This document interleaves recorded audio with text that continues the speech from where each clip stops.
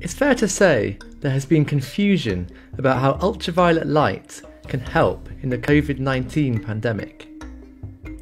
Sadly, it's obscured some of the genuine science which could actually be very significant. So let's try to clear up some of the misinformation. Now, when it comes to UV light, we are most familiar with UVA and UVB, the bands of sunlight that filter through the atmosphere and make it to the Earth's surface. In moderate doses, it's good for us in a number of ways, but overexposure can cause sunburn or even cancer, so that's why we slap on the sun cream or shelter under parasols. Fortunately, the ozone layer filters out an even more dangerous band of sunlight, known as UVC. If you exposed yourself to UVC, you would experience serious burns and damage to DNA. But UVC is a double-edged sword. As well as damaging skin, it can also mangle the genetic material of viruses and bacteria, preventing them from reproducing.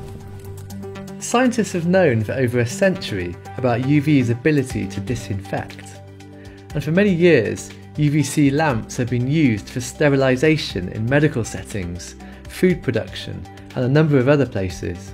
During the COVID-19 outbreak in China, buses were even bathed in UV light overnight to leave them clinically clean for the next day.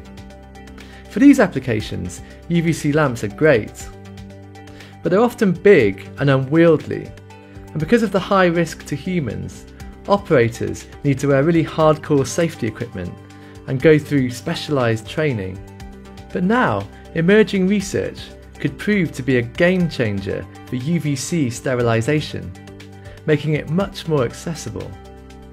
Researchers have discovered that a specific wavelength of UVC light, 222 nanometers, could be much less dangerous to humans while still lethal for viruses and bacteria. Now think about that for a second.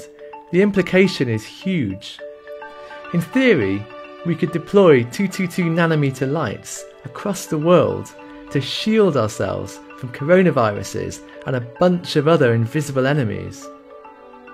But before you get too excited, there is a long way to go and many questions still remain. Crucially, this far UVC light has so far only been tested on mice at short exposure times and single doses.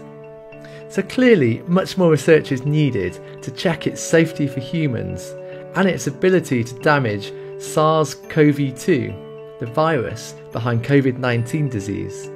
And even if it does work, we would still need to develop new lighting technologies that are practical for a variety of applications.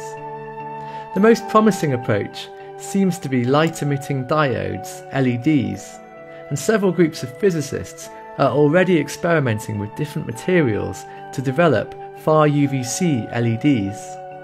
Even the most optimistic researchers would admit that it's unlikely the technology could be ready in time for the COVID-19 pandemic, even if there is a second wave. But the number of zoonotic diseases, that's diseases passing from animals to humans, has been on the increase in recent times. So these far UVC LEDs could come to play a vital role in the next serious pandemic. Find out more about UV light sterilisation in the June 2020 issue of Physics World.